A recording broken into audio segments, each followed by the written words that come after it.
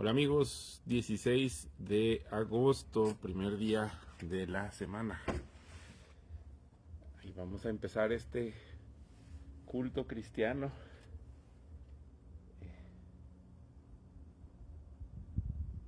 Pienso mucho acerca de qué significa la espiritualidad, ¿verdad? Y que obviamente no es lo mismo creer que eres espiritual y acercarte a esta dimensión de la vida humana, no sé, con las piedritas, ¿verdad? A través de las cosas creadas. Pues son las piedras, no sé, mil cosas, ¿no? Que luego la gente usa para tratar de conectarse con lo interior. Y nosotros los cristianos lo que hacemos es, nuestra vida es íntegra, ¿verdad? No, no sé cómo decirlo. Creo que en algún tiempo de la filosofía cristiana se llegó a la conclusión de que por el mismo lenguaje, ¿no?, que usa Jesús, por ejemplo, en Juan, que el mundo los odia, entonces hay que separar las cosas de Dios de las cosas del mundo. Pero no, el mundo lo creó Dios. Y bueno, Jesús yo creo que se refería a otra cosa que tiene esta connotación de resistencia ante Dios. No sé exactamente, es muy difícil decir qué es eso del mundo a lo que Jesús se refiere, pero sí lo puedes vivir, ¿no?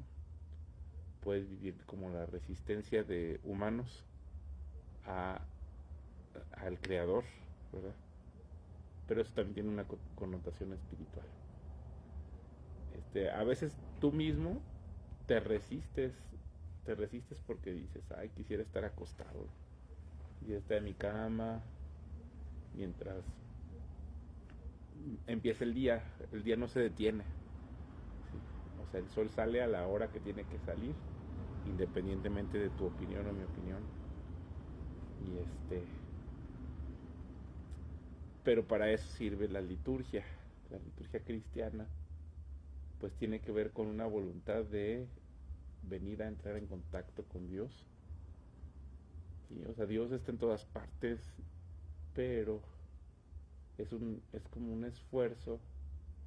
Yo por eso considero que el primer día de la semana fácilmente puede entrar en la categoría de sacramento, porque no es que a través de tus obras vayas a encontrar el favor de Dios o la gracia de Dios, pero sí te tienes que levantar de la cama y sí tienes que ir intencionalmente a, al encuentro de Dios, así como el bautismo, ¿verdad?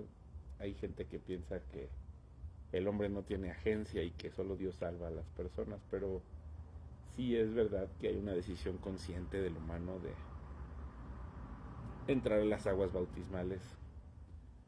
Y, por ejemplo, este, Dios habla, pero nosotros respondemos. Tiene que haber una respuesta humana. Si no, no habría agencia, y si no, no habría culpabilidad. Seríamos todos robotitos, ¿no? Pero yo creo que sí hay una intención humana de reunirnos en el nombre de Jesús, glorificarlo, agradecerle por su creación, por un amanecer. Entonces lo que estoy haciendo, vamos a entrar con gratitud. Esa es la forma correcta. Yo siempre les digo, si se abriera aquí el cielo, se ve increíble por nubes, pero si se abriera aquí el cielo, aquí veríamos el santuario de Jesús y Jesús oficiando como sumo sacerdote, sí, de todos nosotros. Él ya se entregó una vez y para siempre su cuerpo, derramando su sangre en sacrificio por nosotros, y pagó nuestro derecho a tener acceso al santuario celestial. Entonces, eso también se me hace bien impresionante. Creo que no, los cristianos muchas veces no alcanzamos a dimensionar eso, pero bueno. Entonces, es gratitud. Si no existiera eso que hizo Jesús hace casi 2000 años, probablemente tendrías que hacer un viaje a Jerusalén a un templo que ahora ya no existe, que lo destruyeron los romanos. Entonces, hoy nadie puede cumplir la ley. Nadie puede cumplir la ley. Porque no se pueden hacer sacrificios de los que están establecidos en la ley. Entonces, no hay manera más que a través de Jesús. Jesús es el único camino al Padre. Él es el camino, la verdad y la vida. Entonces, pues bueno, primer día de la semana, gracias Dios. Gracias por las estrellas que todavía alcanzamos a ver, por las nubes, por los colores. Gracias por esta mañana, Señor Jesús. Y gracias por la vida de cada persona que está escuchando este mensaje. Entonces entramos con gratitud en el modelo del santuario. Luego yo creo que hay que hacer algunos cantos. Luego vamos a encender la lámpara de la palabra de Dios. Luego vamos a hacer una oración. Y luego compartir el pan. Son pasos muy sencillos, pero ahora como es un poco... Porque lo que quiero hacer es recorrer los evangelios. Pues ya es un poco... O sea, toma tiempo la parte de la lectura, pero no es que sea lo más importante. Igual en el santuario había una lámpara, había un altar de incienso y luego una mesa de panes. Por eso estamos siguiendo ese protocolo. Entonces, pues yo creo que entramos en su presencia con acción de gracias y luego por sus atrios con alabanzas. Entonces vamos a empezar con 3 cantos. Uno, me gusta mucho, es de Marcos Witt y va así.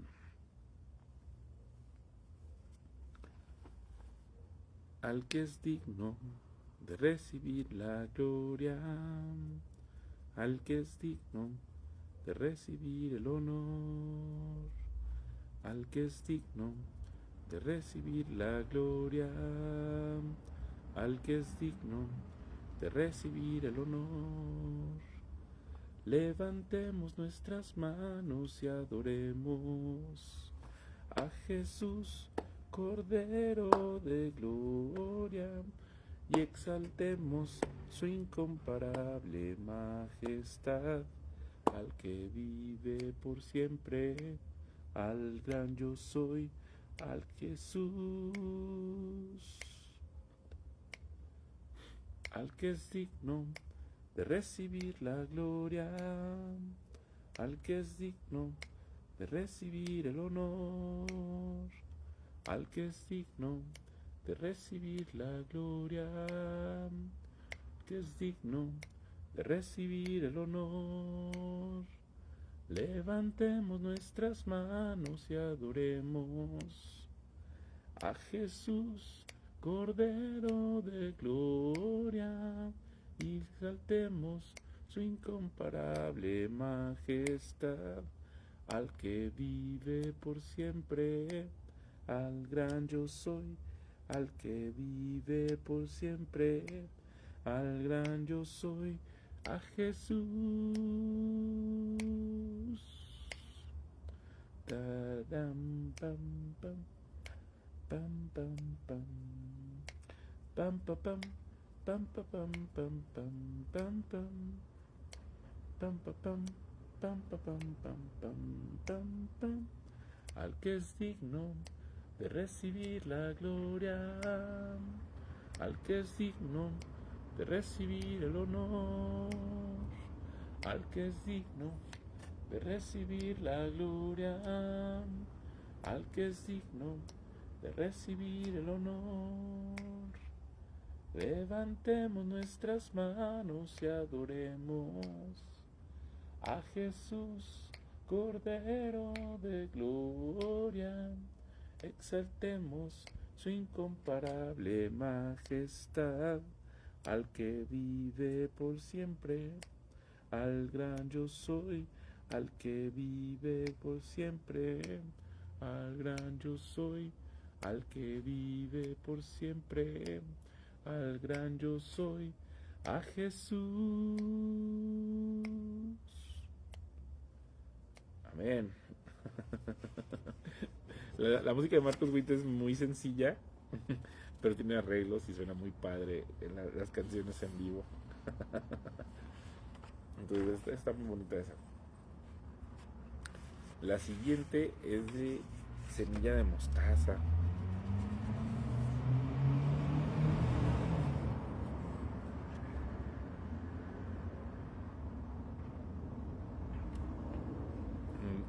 Tiene dos versiones. Una es como más lenta y otra es más rápida. No sé cómo la voy a cantar esta. Quizás va a terminar siendo un híbrido. Pero va. Tum, tum, tum. Tu, tu, tu, tu, tu. Pum, pum, pam, para, pa, pam.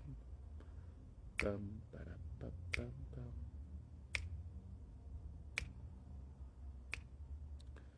Examina mi corazón con tu perdón, lávame de todo, en cada rincón de mi ser. Con tu perdón, arrebata mi alma hacia ti. Tengo sed de ti, y aquí me encontrarás, que resplandezca tu luz en mi corazón, y así te veré, y así te esperaré. Derrama hoy tu amor en mi ser, y así me transformarás, Señor. Pam, pam, pam, pam, pam, pam, pam. Examina mi corazón con tu perdón, lávame de todo, en cada rincón de mi ser. Con tu perdón, arrebata mi alma hacia ti. Tengo sed de ti, y aquí me encontrarás, que resplandezca tu luz en mi corazón, y así te veré, y así te esperaré. Derrama hoy tu amor en mi ser, y así me transformarás. Aquí te encontrarás, tú me transformarás. Derrama sobre mí tu amor. Aquí me encontrarás, espero hoy tu amor. Wow. Y aquí me encontrarás, que resplandezca tu luz en mi corazón, y aquí te veré, y aquí te esperaré. Derrama hoy tu amor en mi ser, y así me transformarás,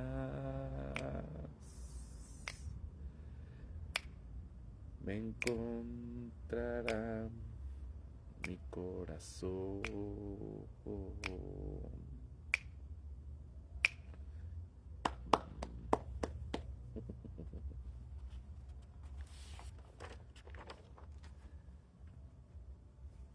Luego esta otra canción. Ay, esta me recuerda a mi sobrina.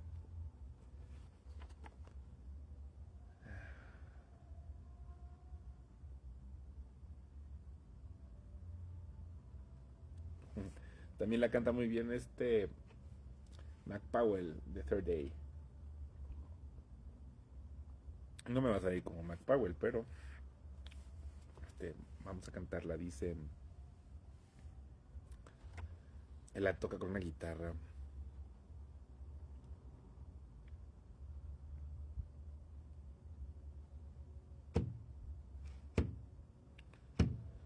El mundo busqué, no pudo llenarme.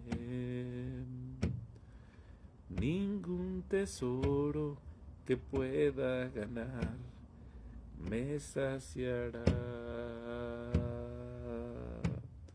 Mas llegaste tú, me diste vida nueva, y cada deseo se cumplirá aquí en tu amor. Oh, no hay nada, nada mejor, no hay nada, nada mejor, no hay nada, nada mejor que mi Dios.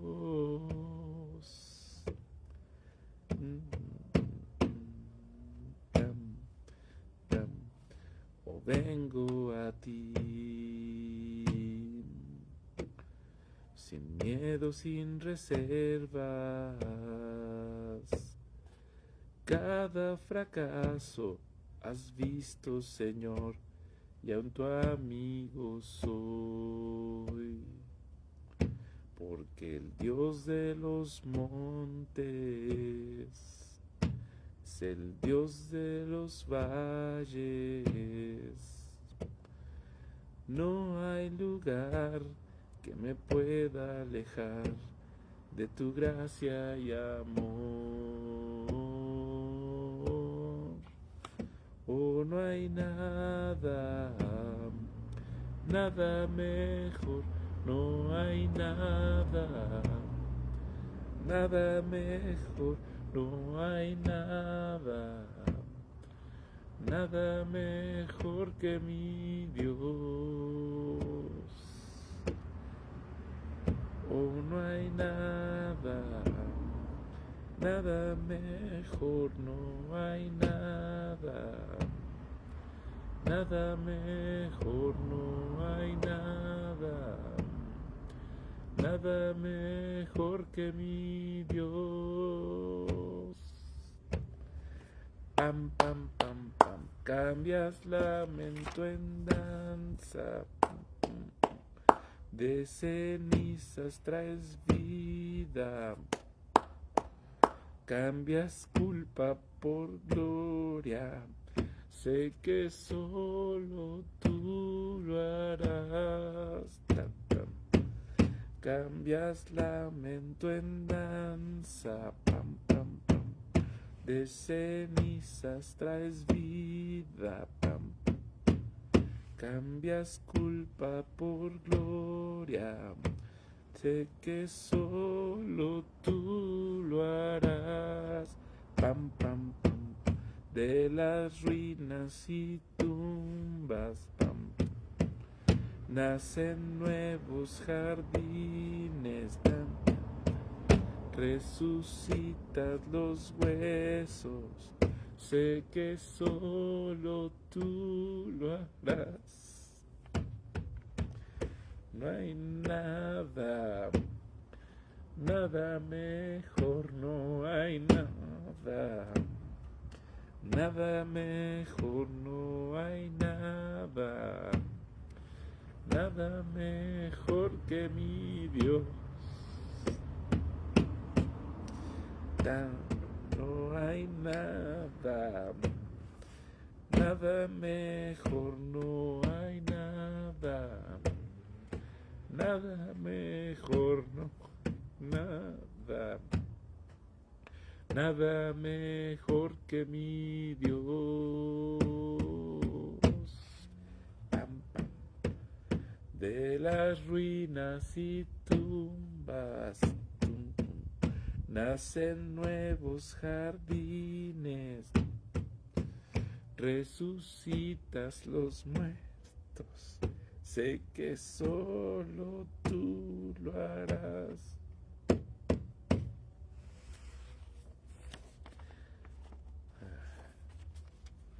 Definitivamente tú haces nuevas todas las cosas, Señor. No hay nada mejor que tú. Solo tú eres el único digno de toda alabanza y de toda gloria y de toda honra.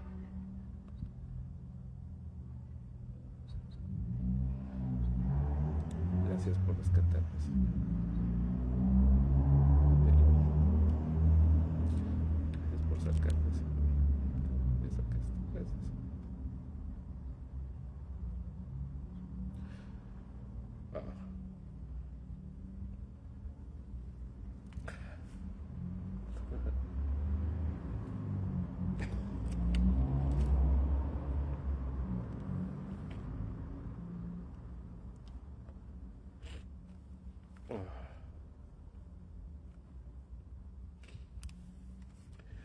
Me tocó esa canción.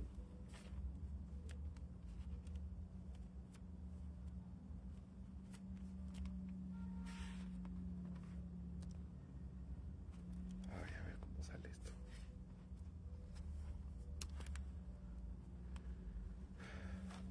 Después de entrar con gratitud, con reverencia, con alabanza, con adoración a nuestro Señor, lo que sigue es leer un salmo. Voy a leer un salmo que es como una transición porque son cantos o poemas y es una transición de esos cantos hacia la palabra de Dios.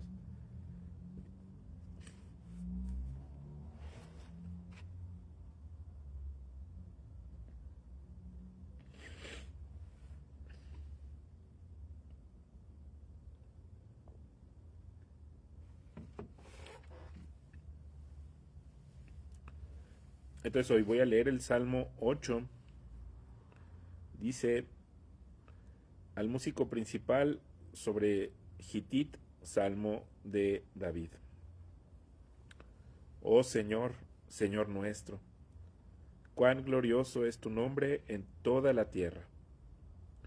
Has puesto tu gloria sobre los cielos. Por boca de los niños y de los que maman, afirmas tu fortaleza frente a tus adversarios, para hacer callar al enemigo y al rebelde.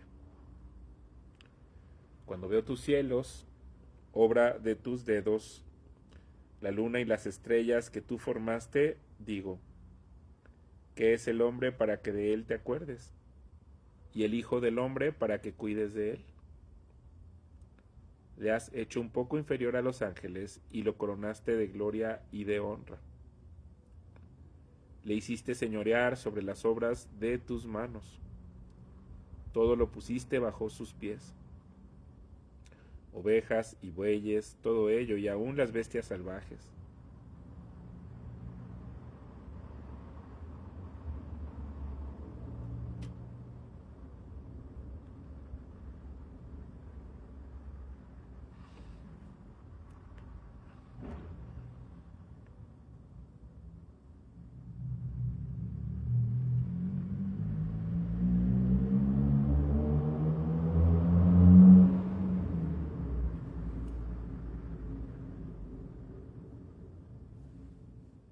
Las aves de los cielos,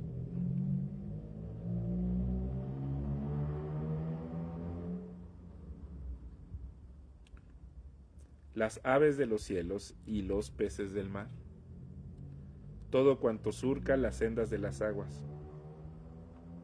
Oh Señor, Señor nuestro, cuán grande es tu nombre en toda la tierra. Entonces el Salmo 8, me detuve porque pasa ese carro. Y bueno, vamos a la lectura del Evangelio de Mateo. Vamos directo porque hay muchas cosas que platicar el día de hoy.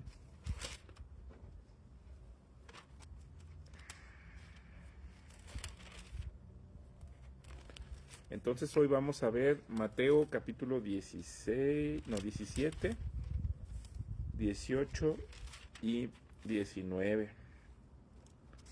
Son 3 capítulos también. Es un poco largo, pero bueno, vamos dándole. Acuérdense que Mateo pues es un auditor, ¿verdad? Es un cobrador de impuestos. Entonces lo que hemos estado viendo es que él va poniendo todas las evidencias de por qué Jesús es el Mesías prometido en las Escrituras y el prometido para la humanidad también. Mucha gente piensa que nada más está dirigido a judíos, pero yo estoy en desacuerdo. Creo que es un documento bastante bien establecido y está dirigido para todo aquel que realmente quiere aprender quién es Jesús. Y no es que nada más desde la perspectiva judía, ¿verdad? Aunque Mateo es un judío. Y bueno, no quiero hacer una reseña de todo el libro de Mateo, pero hoy es importante porque en el capítulo 18 vamos a ver el cuarto de los 5 discursos que tiene Mateo. Entonces, el primer discurso que tiene es cuando, después de haber sido bautizado y luego que se abrieron los cielos y que dijo, en el cielo se escuchó una voz que decía: tú eres mi hijo amado, en quien me he puesto mi complacencia. Entonces Jesús va al desierto, es tentado, y cuando comienza su ministerio y empieza a llamar a la gente a arrepentirse porque el reino de los cielos se había acercado, comienza a sanar mucha gente de las enfermedades y junta a una gran multitud a las que le da el primer discurso, que es el Sermón del Monte. Comienza con las bienaventuranzas y luego nos va diciendo lo que yo digo que es la constitución del reino de los cielos, con sus expectativas, y luego inmediatamente cuando termina el Sermón del Monte, Jesús baja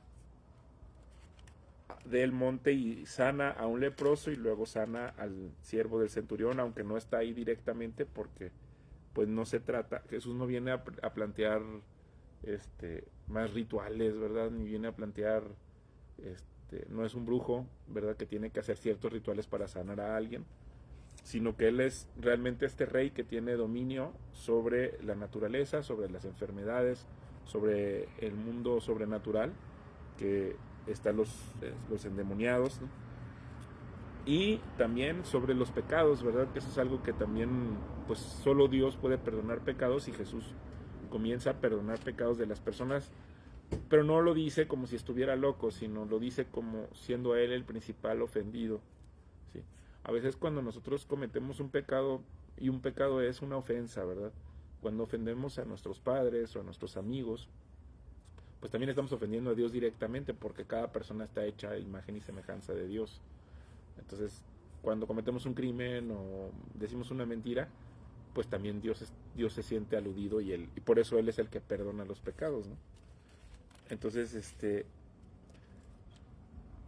en el segundo discurso es cuando Jesús envía a sus discípulos porque les muestra a todos los problemas que hay en el mundo, y es como Jesús diciendo: ya sé por qué está caído el mundo, y los envía, ¿verdad? Esto es en el capítulo 10 de Mateo.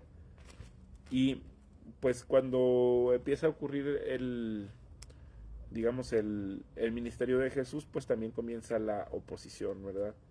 Porque pues es un choque real que ocurre entre algo que proclama la verdad contra un mundo que está en rebelión y que quiere seguir viviendo en la corrupción, en las mentiras, desde mentiras piadosas, ¿no? Desde cualquier cosa, pues todo eso tiene resistencia contra esto que viene a proclamar la verdad, que eso es lo que hace el Evangelio.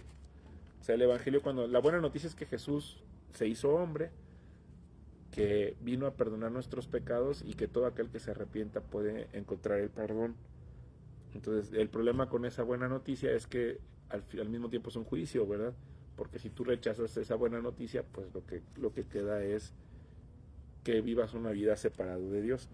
Entonces, por ejemplo, Juan Bautista, que forma parte del reino de los cielos, al él plantear la verdad ante autoridades, pues terminó encarcelado, y entonces manda a dos de sus discípulos a preguntar si Jesús es el Mesías, el que estaban esperando, y Jesús le contesta a través de sus discípulos: los ciegos ven, los cojos andan, los leprosos son limpiados, los sordos oyen, los muertos son resucitados, y a los pobres les es anunciado el Evangelio. Que esto es lo que Isaías había dicho varios siglos antes que iba a ocurrir con la llegada del Mesías.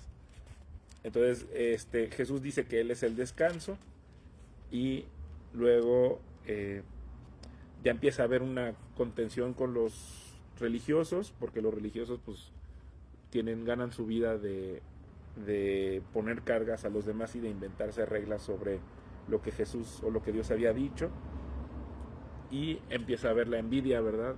Y la demanda de señales, y entonces Jesús hace su tercer discurso, que es el de las parábolas, explicando cómo funciona el reino de los cielos, cómo se expande, que es como una semilla de mostaza que va agarrando fuerza, y que no depende el crecimiento de una sola persona, ¿no? Que eso también era como un aliento para los que compartimos el Evangelio, que no nos preocupemos si una persona escucha o no escucha. Nosotros tenemos que ser obedientes y seguir predicando el Evangelio, aunque tenga oposición, aunque sintamos que nadie está escuchando. Tu deber es predicar el Evangelio y hacer discípulos, ¿no? Que eso es lo que hacia donde nos está llevando Mateo, porque la consecuencia de que este rey se haya hecho hombre es que nos está invitando a participar de su misión de reconciliar todas las cosas con Dios, ¿verdad? Entonces, en el capítulo 14 habíamos visto que moría Juan Bautista, y que Jesús había alimentado luego en el 14 y 15 a dos grandes multitudes, una de 5,000 familias y una de 4,000 familias, recordándole a todos lo que habían visto en los profetas, por ejemplo Elías y Eliseo. Elías multiplicó con una viuda de Tiro y de Sidón harina, y luego Eliseo también para unos soldados había multiplicado unos panes para unos cuantos, pero Jesús lo estaba haciendo masivo, ¿verdad? Para familias, y tanto judías como de los lugares que son gentiles también, y eso ya estaba rompiendo con las mismas ideas que tenían los discípulos de quién es este Mesías, ¿verdad? Porque tenían dudas de que era impuro, que era puro, pero Jesús dice: con estas mismas manos que tú te quieres guardar, vas a repartir ese pan para esos gentiles, que eso fue lo que pasó en la alimentación de los 4,000. Y los fariseos y saduceos ya se habían unido, porque Jesús era su enemigo en común, para demandar una señal del cielo, porque decían: pues si este es el Mesías victorioso, pues nos va a ayudar a derrotar a los romanos, y entonces si nosotros estamos cuidando el templo, pues significa que vamos a quedar como por encima del resto de la humanidad, que ese siempre como es un problema que tienen los judíos. Y pues Jesús les dice: pues cuídense de la hipocresía, ¿verdad? Que de los fariseos y de los saduceos, sus falsas enseñanzas de quererse enseñorear sobre todas las personas. Y entramos al punto clave de el Evangelio de Mateo, creo que es el punto de inflexión, cuando Pedro confiesa a Jesús: tú eres el Mesías, el Hijo del Dios viviente. Y que Jesús le dice: pues bienaventurado eres, porque no te lo reveló ni carne ni sangre, sino mi Padre que está en los cielos. Y luego, en su misma humanidad, Pedro le dice a Jesús que no te pase lo del Mesías, y no escuchan, ¿verdad? O sea, les dice, anunciando su muerte, dice que iba a ir a Jerusalén y padecer mucho de parte de los ancianos, de los principales sacerdotes y de los escribas, ser muerto y resucitar al tercer día, pero a veces no escuchamos esa parte, ¿verdad? Solo queremos escuchar lo que queremos escuchar del Evangelio. Entonces, le, Jesús regaña a Pedro, le dice, apártate de mí, Satanás, porque es como una tentación de que no vaya a Jerusalén. Y Jesús dice, pues es que yo tengo que ir a hacer mi trabajo. Y luego le dice a todos, el que quiera seguirme tiene que tomar su cruz. Dice, si alguno quiere venir en pos de mí, niéguese a sí mismo, tome su cruz y sígame. Porque todo el que quiera salvar su vida la perderá, y todo el que pierda su vida por causa de mí la hallará. Y luego si ya nos vamos al verso 28, que es antes de empezar el capítulo 17, dice, de cierto les digo que hay algunos de los que están aquí que no gustarán la muerte hasta que hayan visto venir en su reino al Hijo del Hombre. Entonces este último verso queda perfecto con lo que vamos a ver del capítulo 17. Entonces voy a empezar a leerlo. Dice así, capítulo 17 de Mateo. 6 días después, Jesús tomó a Pedro, a Jacobo y a Juan, su hermano, y los llevó aparte a un monte alto. Y se transfiguró ante ellos, y su rostro resplandeció como el sol, y sus vestiduras se volvieron blancas como la luz. En esto se les aparecieron Moisés y Elías hablando con él. Entonces Pedro tomó la palabra y dijo a Jesús, Señor, bueno es estarnos aquí. Hace mucho ruido de los carros. Deje que pase ese carro.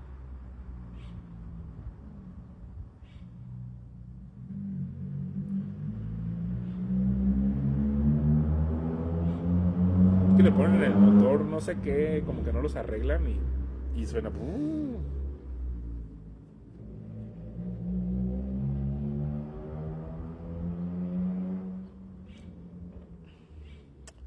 Entonces Pedro tomó la palabra y dijo a Jesús, Señor, ¿es bueno? No. Bien.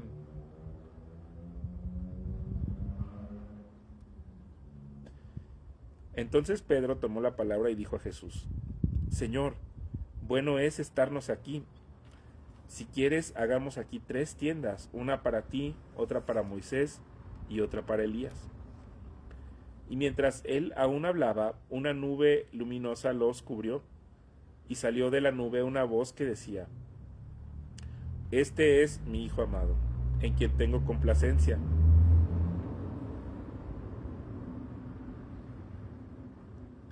A él oigan. Al oír esto, los discípulos se postraron sobre sus rostros y tuvieron enorme temor. Entonces Jesús se acercó y los tocó y dijo, levántense y no teman. Y cuando alzaron sus ojos no vieron a nadie sino a Jesús solo.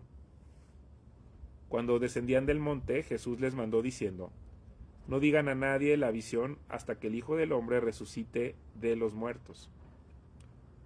Entonces sus discípulos le preguntaron diciendo, ¿por qué pues dicen los escribas que debe venir antes Elías? Jesús respondió y les dijo, a la verdad, Elías viene primero y restaurará todas las cosas. Mas les digo que Elías ya vino, y no le reconocieron, sino que hicieron con él todo lo que quisieron. Así también el Hijo del Hombre va a padecer a manos de ellos. Entonces los discípulos comprendieron que les había hablado de Juan el Bautista. Cuando llegaron ellos a donde estaba la multitud, se le acercó un hombre que se arrodilló ante él diciendo, Señor, ten compasión de mi hijo, que es lunático y padece muchísimo, porque muchas veces cae en el fuego y muchas en el agua. Y lo he traído a tus discípulos, pero no le han podido sanar. Respondiendo Jesús dijo, oh generación incrédula y perversa, ¿hasta cuándo estaré con ustedes? ¿Hasta cuándo los he de soportar? Tráiganmelo acá. Le increpó Jesús y el demonio salió de él y quedó curado el muchacho desde aquel momento.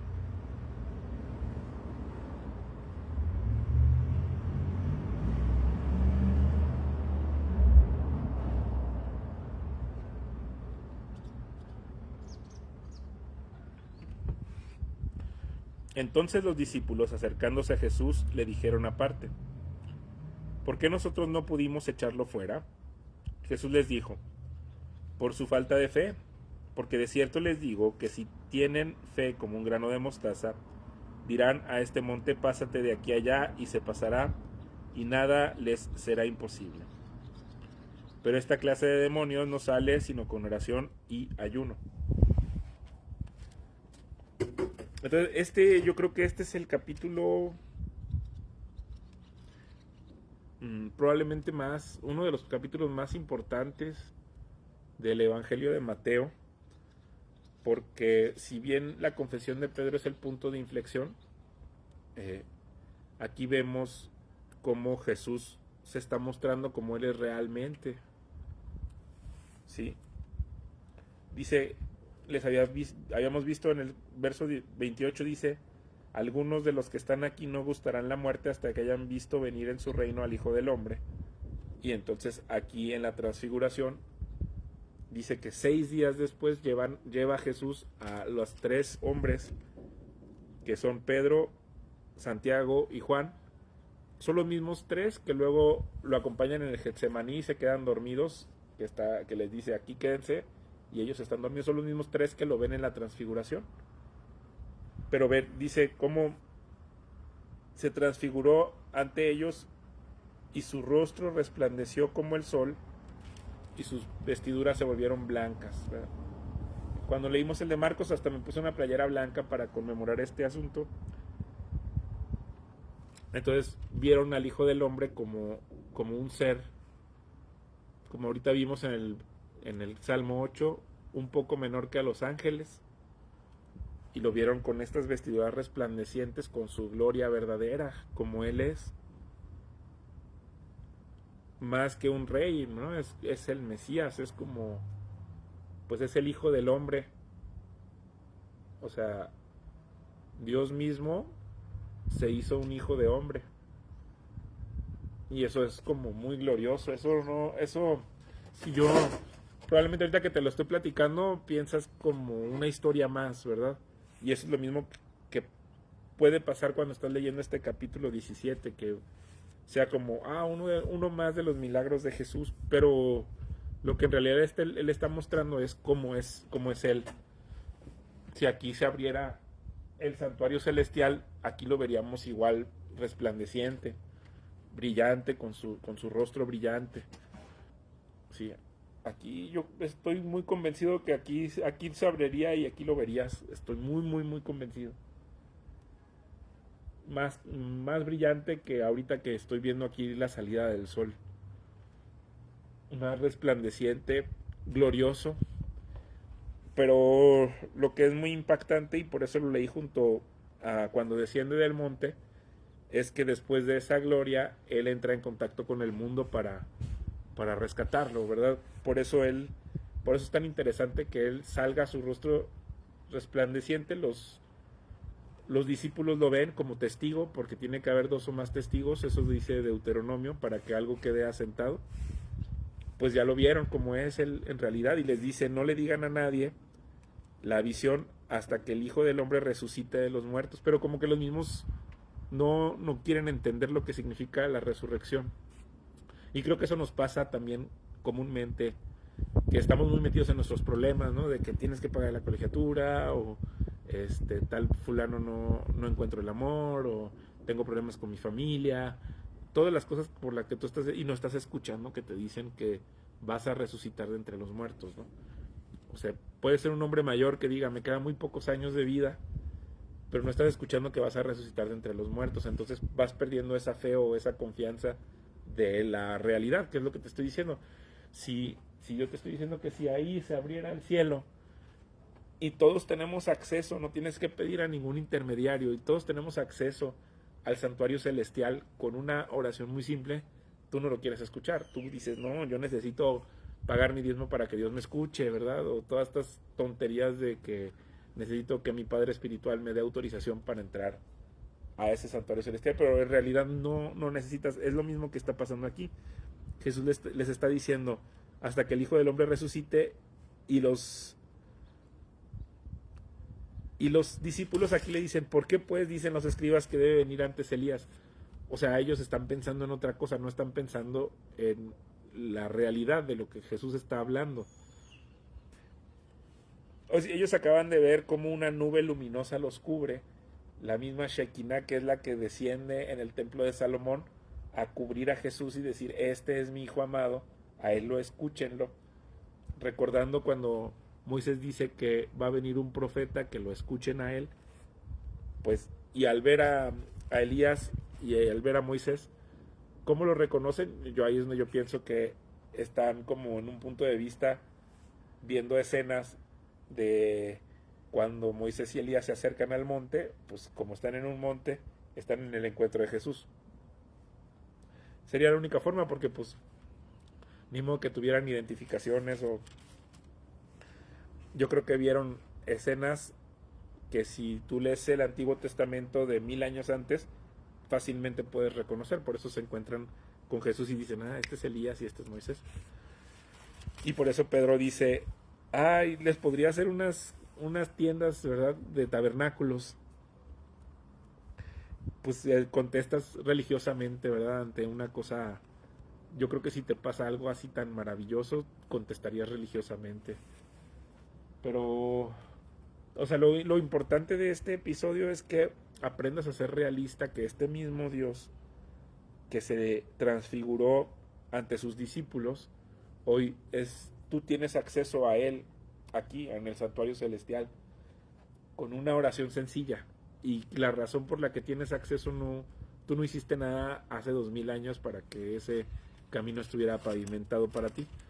Ese camino lo abrió Jesús mismo, y ahora tú y yo tenemos acceso al santuario celestial, y el Padre puede escuchar tus oraciones. Eso es lo escandaloso de esta porque hasta la fecha habíamos visto a Jesús como haciendo milagros en Mateo, sugiriendo que él era el Mesías por el tema de todos los enfermos que eran sanados, ya le habían dicho los espíritus inmundos que era el Hijo de Dios. Pero ahora él se presenta ante sus alumnos y le dice, miren, les voy a enseñar en realidad quién soy. No es como que se quitara la máscara, porque él no está fingiendo, pero haz de cuenta que dice, miren mi rostro, ¡fum! Y entonces tú empiezas a entender la clase de Dios a la que estás sirviendo, a quien estás sirviendo, ¿no? Es la clase de Dios humilde que se hace un humano como nosotros. ¿Cómo funciona que Dios se hace humano? La verdad es que no sabría explicarte, ¿no? Pero tengo la certeza de que sí ocurrió ese evento, y estos discípulos están dando fe, diciendo, nos llevó al monte y se transfiguró ante nosotros y nos mostró su rostro resplandeciente y sus vestiduras, y vimos a Elías y a Moisés. Sí, o sea, es como muchos testigos, son 3 testigos más Jesús, más Elías y Moisés, ¿no? Y el Padre diciendo, este es mi hijo amado. O sea, hay muchas personas ahí, o hay muchas cosas que pasan, y este mismo Jesús es lo que no hay que perder de vista, que luego baja del monte. Sí, o sea, el hijo del hombre se encarnó en un ser humano así, con un cuerpo como este. O sea, no, todo esto que te estoy diciendo no es ninguna alucinación, es parte de la realidad, es la real realidad, ¿sí? Entonces, vean, esto es muy importante, porque cuando leemos de los siguientes versos del 22 al 27, esto ilumina el resto de lo que vamos a leer. La transfiguración de Jesús ilumina el resto de Mateo. Cada vez que tú leas los evangelios, al estar consciente que siempre estuvo resplandeciente, solo que se humilló, puedes entender todo lo que significa. O sea, no es un rey real, es el Hijo del Hombre, y al cual tú y yo hoy tenemos acceso. O sea, no es un Hijo del Hombre distante, es un Hijo del Hombre al cual servimos y al cual adoramos, y el cual es digno de toda gloria y de toda honra. Entonces, miren, por ejemplo, vean esto, dice verso 22, capítulo 17, Mientras caminaban ellos por Galilea, les dijo Jesús: el Hijo del Hombre va a ser entregado en manos de hombres, y le matarán, y al tercer día resucitará. Y ellos se entristecieron en gran manera. Cuando llegaron a Capernaum, se acercaron a Pedro los que cobraban el impuesto de las 2 dracmas, y le dijeron: ¿no paga su maestro las 2 dracmas? Y él dijo: sí. Y al entrar él en casa, Jesús se anticipó a él diciendo: ¿qué te parece, Simón? Los reyes de la tierra, ¿de quiénes cobran tributos o impuestos? ¿De sus hijos o de los extraños? Y Pedro le respondió: de los extraños. Jesús le dijo: luego los hijos están exentos. Sin embargo, para no ofenderles, ve al mar, echa el anzuelo, y al primer pez que suba, tómalo, y al abrirle la boca hallarás un estáter. Tómalo y dáselo por mí y por ti. Entonces, a veces la gente como tiene esta mala costumbre de acercarse a los evangelios leyendo pedazos aquí y allá, pues si lees este pago del tributo del templo, pues puede parecerte un pasaje muy extraño. Pero no tiene nada de extraño este pasaje, porque si este Hijo del Hombre se transfiguró y era resplandeciente, ¿por qué, si es tan real, acepta pagar un impuesto del templo?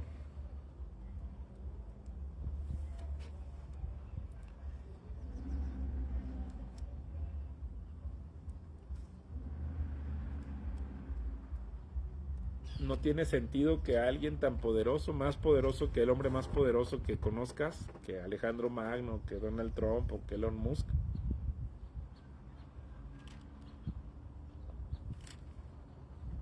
si realmente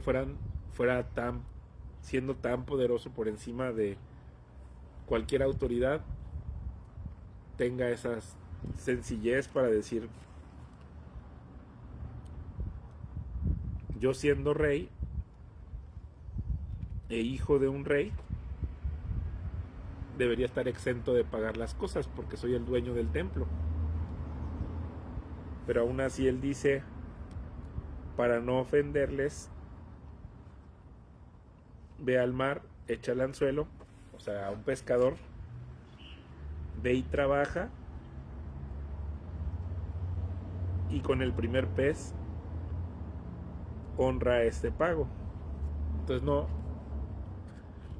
por ejemplo, han querido crear esta doctrina como una carga sobre las personas de que si no pagan el diezmo, entonces son malditos con maldición, ¿no? Como dice el profeta a Israel, maldiciendo a las personas. Pero nosotros que somos hijos de Dios, que tenemos acceso al santuario celestial, pues no tenemos esa obligación, estamos exentos en realidad de esa maldición, porque Jesús es el que nos hizo hijos legítimos.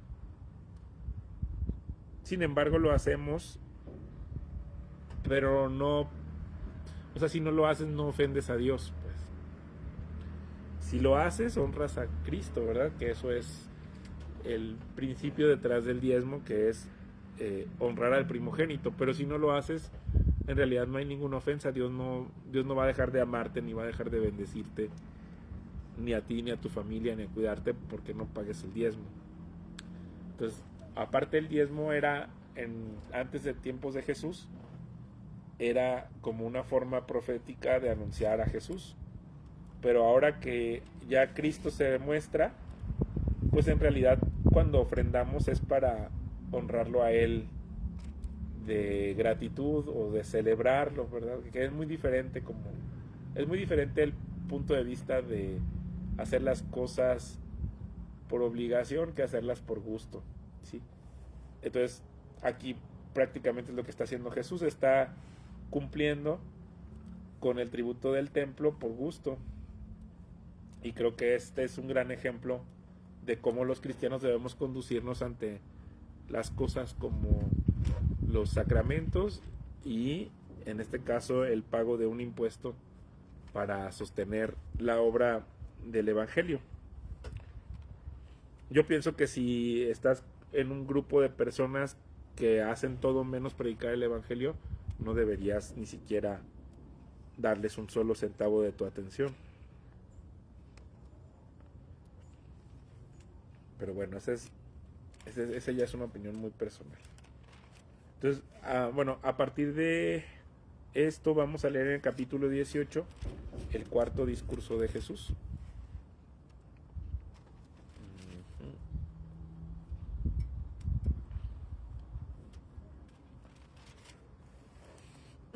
Entonces dice así, capítulo 18, en aquel momento se acercaron los discípulos a Jesús diciendo, ¿quién es entonces mayor en el reino de los cielos? Y llamando Jesús a un niño, lo puso en medio de ellos y dijo, de cierto les digo que si no se vuelven y se hacen como los niños, de ningún modo entrarán en el reino de los cielos. Así que cualquiera que se humille como este niño, ese es el mayor en el reino de los cielos.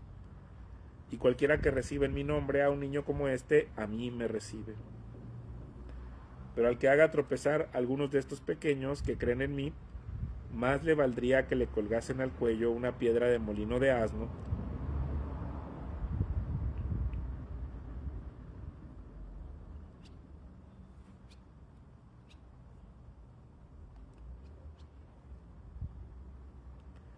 y que le hundieran en el fondo del mar.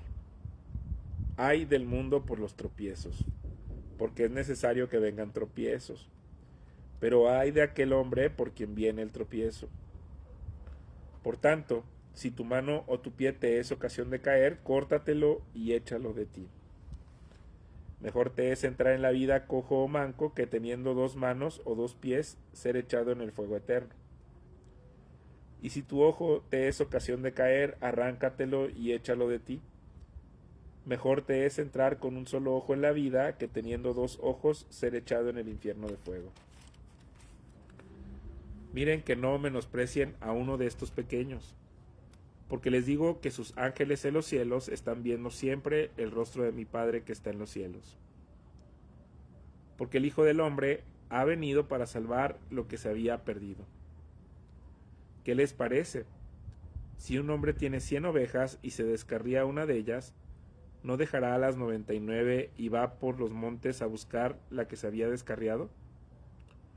Y si acontece que la encuentra, de cierto les digo que se regocija más por aquella que por las 99 que no se habían descarriado. Así, no es la voluntad de su Padre que está en los cielos que se pierda uno de estos pequeños. Entonces, este discurso yo lo llamo como que es los estatutos de la política interior dentro del reino de los cielos. Y la política, no hablándola desde el punto de vista partidista, ¿no? Pero ciertamente si este rey es así de glorioso, pues la iglesia le pertenece a Cristo porque es la asamblea, ¿verdad? Es el cuerpo de Cristo aquí en la tierra. O sea, si Cristo está oficiando en este santuario celestial, pues la asamblea, que es como los creyentes unidos, es la vida de la iglesia, y ahí ocurren conflictos, ¿sí? Uno de los grandes conflictos que vamos a encontrar en la iglesia es esta condición donde el trigo y la cizaña crecen juntos. Entonces, gente que se hace llamar cristiana no es cristiana, y gente que no se llama cristiana sí es cristiana. Entonces, pero estos temas ya tienen más que ver con los que formamos parte del pueblo de Dios, ¿sí? Entonces, por ejemplo, aquí lo primero es que le hacen una pregunta a Jesús: ¿quién es entonces el mayor en el reino de los cielos? Estaban discutiendo.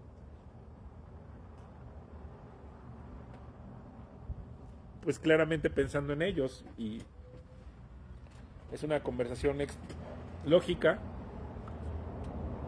porque las personas tenemos este problema de que el orgullo, ¿verdad? Entonces, cuando entramos en contacto con otros, pues esto empieza a ocurrir estos choques de ver quién es más que quién.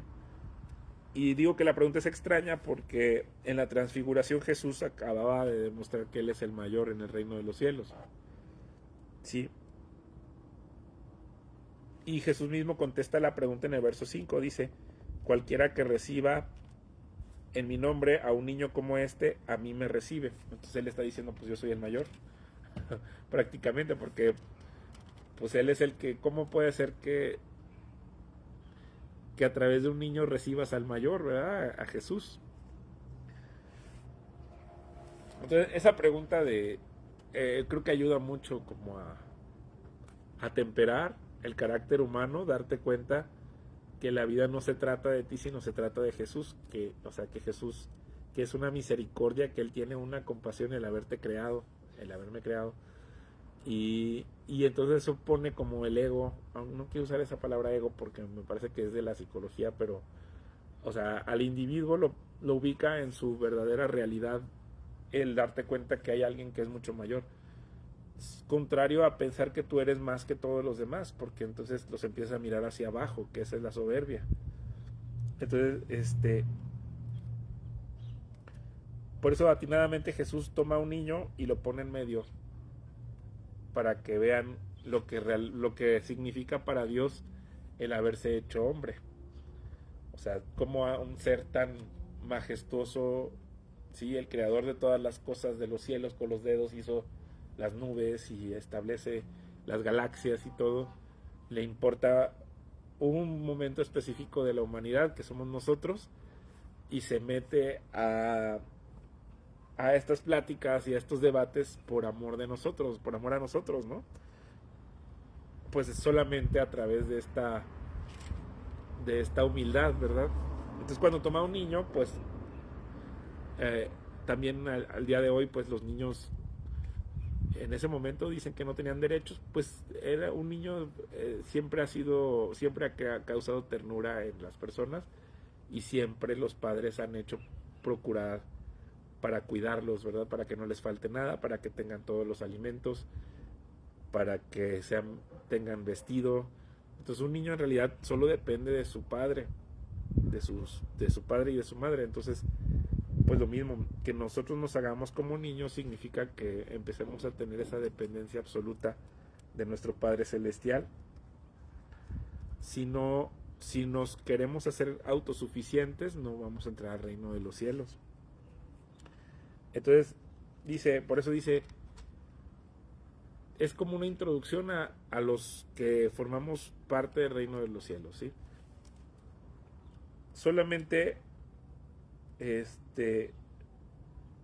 aunque tú no seas cristiano, te aplican estas palabras de Jesús. Entonces, si tú eres una persona que le está poniendo tropiezo a gente que forma parte del reino de los cielos, aunque no quieras escuchar estas palabras, te aplican, ¿verdad? Dice, por eso hay de aquel hombre por quien viene el tropiezo. Quiere decir que Dios está juzgando cada situación y cada una de nuestras intenciones y qué hacemos sobre los demás. Está hablando de poner fraudes, está hablando de ponerle tentaciones a otras personas, está hablando de ponerles el pie para que dejen de creer en Dios. Todas estas personas pues van a tener su pago. Y entonces peor si, por ejemplo, tú estás dentro de la iglesia cristiana y haces algo para que alguien pierda la fe, ¿verdad? Por ejemplo, estos que se disfrazan que son los que mayor condenación tienen. Por eso Jesús es tan severo con ellos. Que te disfraces, por ejemplo, yo en este caso, de explicador de la Biblia, y luego yo esté poniéndole tropiezo a las personas para que dejen de creer, pues hay más condenación para mí. Sí.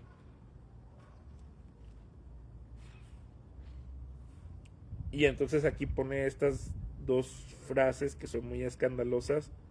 Si tu mano o tu pie te es ocasión de caer, córtatelo y échalo de ti.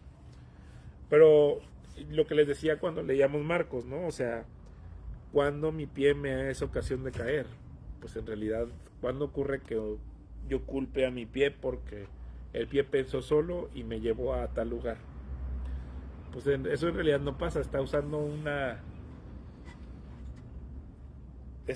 exageración Jesús porque el pie no se mueve solo, ¿verdad? Ni la mano, ni el ojo se mueve solo. Es en realidad aquí lo que hay aquí en mi corazón lo que me lleva a actuar de cierta manera. Entonces, son relaciones que tienes que cortar si te están desviando, por ejemplo. Son adicciones que causan problemas, tienes que cortarlos de raíz. Porque no puedes vivir una vida cristiana tropezando constantemente. Tienes que empezar a tomar decisiones de que esta relación no me conviene, esta amistad o esta enemistad o estas cosas que están pasando. Por ejemplo, el resentimiento es algo que te hace caer constantemente, que es una falta de perdón. Entonces, el de estarte aferrando a que alguien te debe algo, lo tienes que cortar de raíz. No puedes vivir con eso constantemente porque eso es una ocasión de caer y de tropiezo, ¿verdad? Y nos está llamando también a nosotros dice, el Hijo del Hombre ha venido para salvar lo que se había perdido. ¿Qué les parece si un hombre tiene 100 ovejas y se descarría una, no dejará las 99 y va por los montes a buscar a la que se había descarriado? No es la voluntad del Padre que está en los cielos que se pierda uno solo de los que se hicieron como niños para entrar en el reino de los cielos. Entonces vamos al verso 15, dice, y si tu hermano peca contra ti, ve y repréndele a solas tú con él. Si te escucha, has ganado a tu hermano.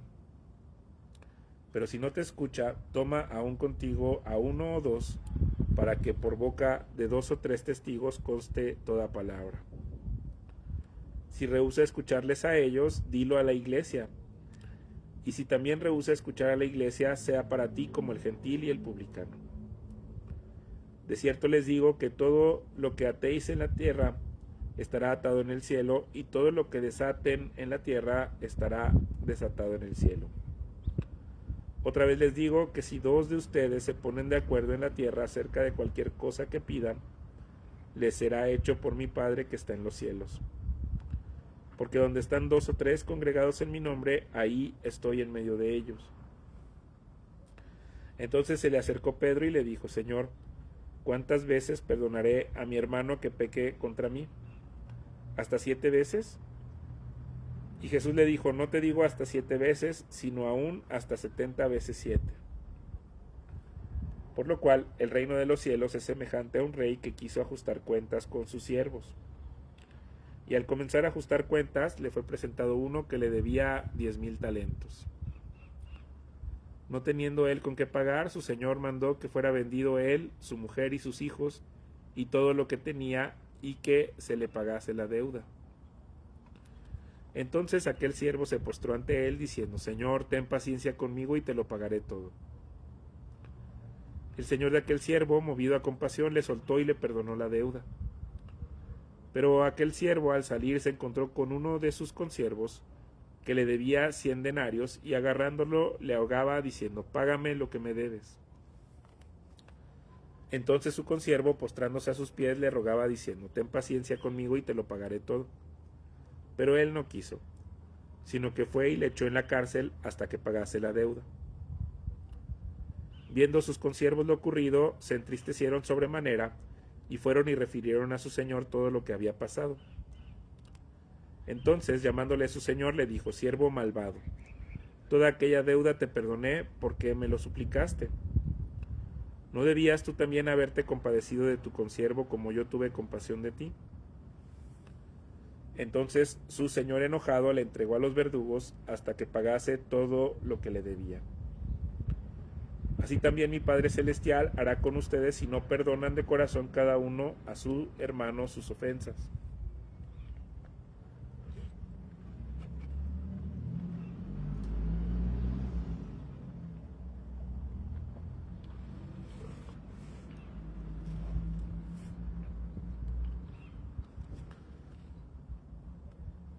Entonces, este es como todo este capítulo 18 es así el discurso así de sencillo, ¿no? No ser tropiezo para nadie dentro de la iglesia, pero si hay tropiezo, hay un protocolo que está aquí en este tribunal cristiano, que está del verso 15 al verso 20, y sobre todo perdonar, ¿verdad? En esta lucha de quién es el mayor, que ocurre siempre en las iglesias, por ejemplo, cuando pelean por quién es el que toca, o quién es el que tiene tal ministerio, o quién es el que lee un salmo, o quién predica, pues siempre va a haber como Jesús ya había advertido en el Sermón del Monte de no tratar de ponerte hasta el frente en los lugares, pero aquí ya le está hablando a todos porque cuando ocurren estas cosas normalmente ocurren las ofensas. Entonces está el protocolo del tribunal cristiano cuando un hermano peca contra ti. Justo él acababa de hablar de el que cometa tropiezo contra su hermano. Entonces un cuate, por ejemplo, empieza a mentir acerca de ti dentro de la iglesia y tú te das cuenta.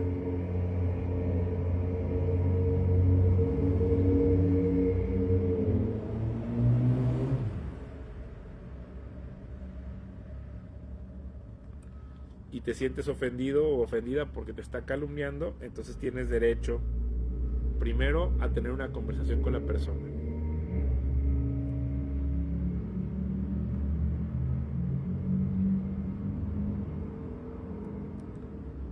Si esa persona hace como que no te escucha, entonces tienes derecho a citarla frente a 2 testigos para volverle a decir las cosas.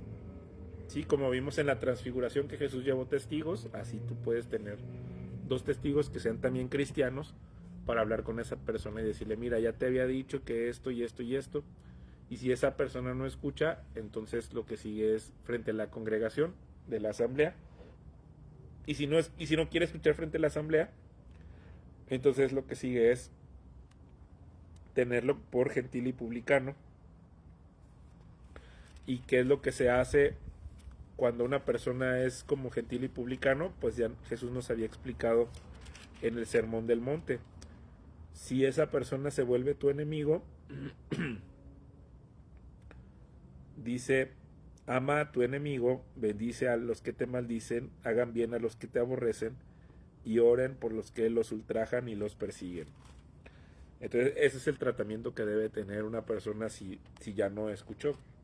Tomarlo como un enemigo del evangelio, o sea, y darle este tratamiento de amarlo, bendecirlo, orar por él o por ella y hacerle bien. Eso es lo que nos está llamando Cristo, que ese es como el protocolo cristiano para tratar estas diferencias.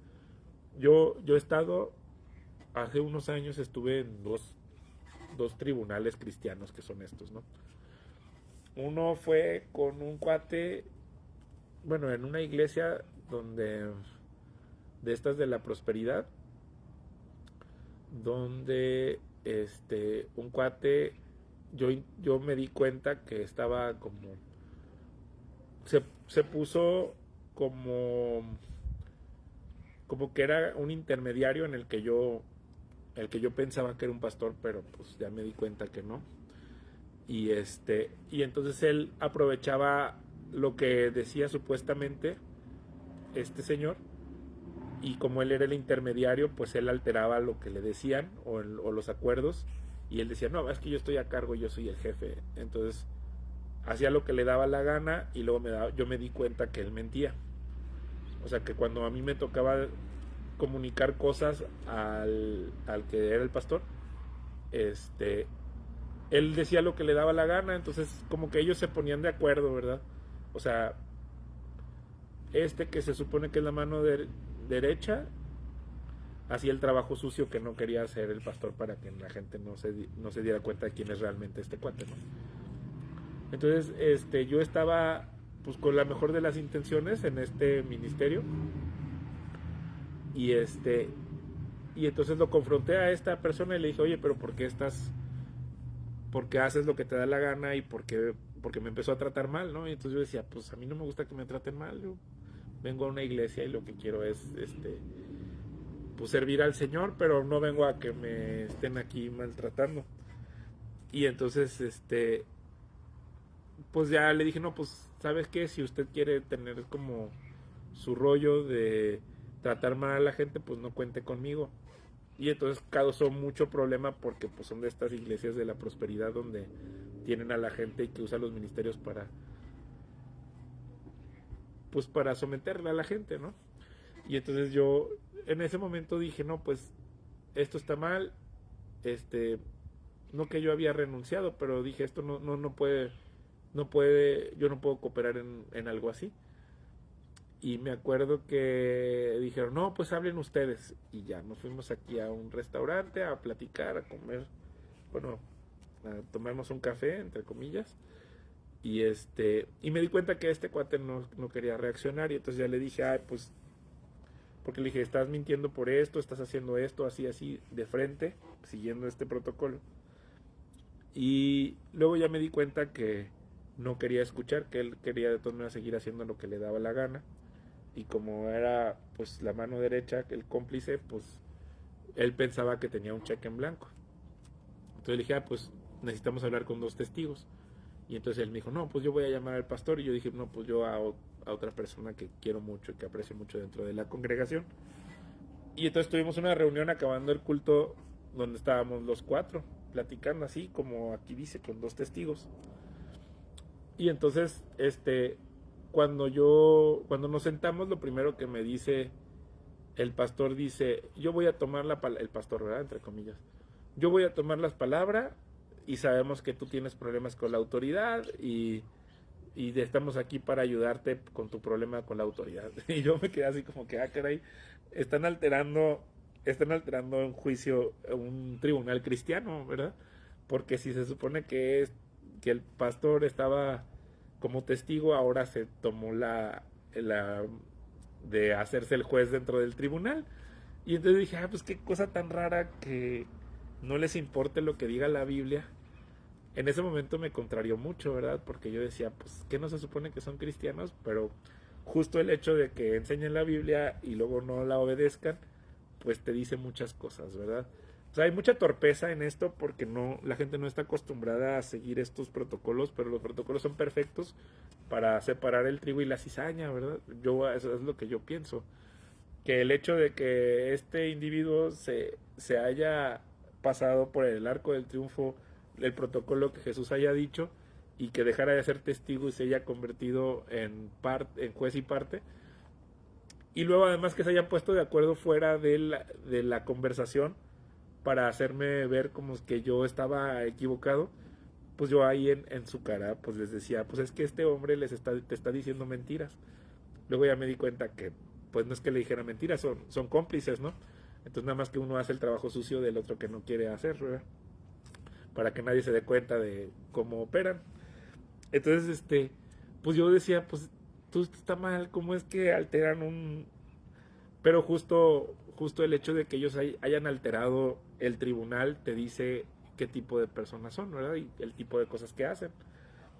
Y entonces me acuerdo que ese día me empezó a gritar este señor no, que yo soy tu autoridad y que tú tienes problemas con la autoridad. Y yo, pues para mí, yo siempre he tenido problemas con la gente autoritaria, ¿verdad? En realidad, si tú eres una persona que usas la autoridad de forma, déspota, pues vas a tener problemas conmigo, siempre. Eso es algo que siempre va a pasar porque a mí no me gustan esas cosas. Y menos cuando son cosas que Jesús ha dicho, como hacer los protocolos, ¿verdad?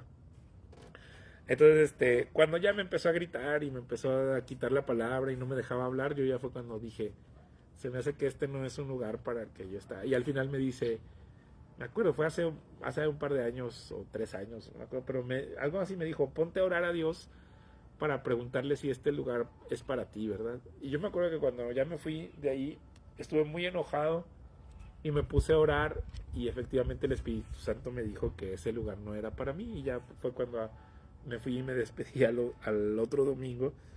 Mi papá me había dicho, si te quieres, o sea, si te quedas ya te quedaste, y yo dije, no, este lugar no, yo jamás permitiría que nadie de mi familia, ni si tuviera una esposa o si tuviera hijos, estuvieran escuchando a un tipo así que se le vaya a la mente, ¿verdad? Y que se crea más como para estar gritando dentro del cuerpo de Cristo, pues eso no queda Y esa era una diferencia, ¿verdad? Pero lo que te quiero decir, en el otro tribunal en el que estuve, yo estaba promoviendo en otra iglesia, estaba promoviendo la cena del Señor con pan y vino. Sí, este otro señor sí es un pastor, sí es un pastor, nada más que él había tenido un pasado muy truculento, donde había estado con pandillas y había estado con sustancias y todo, y él no quería nada de eso dentro de la iglesia que él estaba liderando. Entonces, nada más que pues como yo estaba promoviendo pan y vino, él tenía prohibidísimo el vino, pero pues yo le decía, pero ¿cómo es posible que tú enseñas párrafo por párrafo la Biblia? Y él mismo reconocía, decía, la Biblia no prohíbe tomar vino.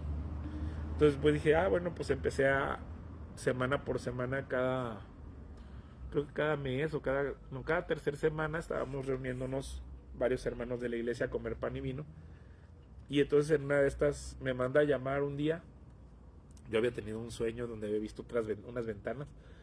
Y me manda a llamar un día, y cuando entro a su oficina, que voy a su iglesia, pues ya tiene ahí dos pastores adjuntos, ayudantes, y me mete a su cuarto, y ahí ocurre un tribunal cristiano, ¿verdad? Nada más que él, aquí en este caso, este hombre se brincó este paso de repréndele a solas tú con él, si te escucha has ganado a tu hermano, ¿verdad? Él se fue directo al tribunal cristiano. Y en esa plática, pues me empezó a levantar falso testimonio, ¿verdad? Me empezó a decir que yo me ponía borracho, que yo me ponía, que cómo era posible, que así como diciendo muchas cosas que él no había sido testigo, y me empezó a culpar de esas cosas. Entonces yo dije, caray, este tampoco es un lugar para mí, ¿verdad? Yo no voy a estar en un lugar donde me estén levantando falso testimonio. Pero eso ocurre por la torpeza, pues. O sea, como les decía, pues en la vida del discípulo, pues hay tropiezos, ¿verdad? Y por eso aquí mismo Jesús dice, vienen los tropiezos. Porque hasta me decía que yo era un lobo disfrazado de cordero, y puras de estas, así como tratando como de hacer ver que yo estaba haciendo mal promoviendo el pan y el vino.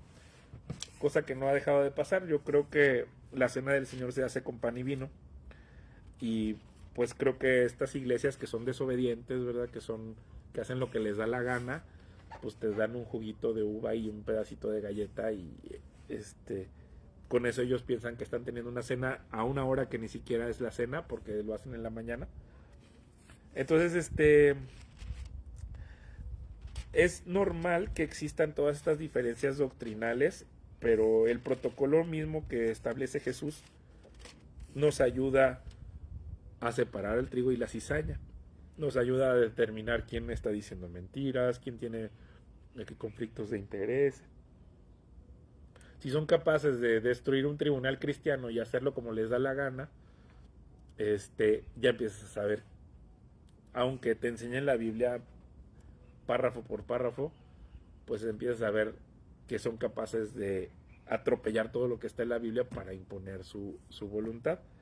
Te digo, en el caso del segundo tribunal, los dos fueron tribunales cristianos, porque son personas que se dicen hermanos, o somos personas que nos decimos hermanos, pero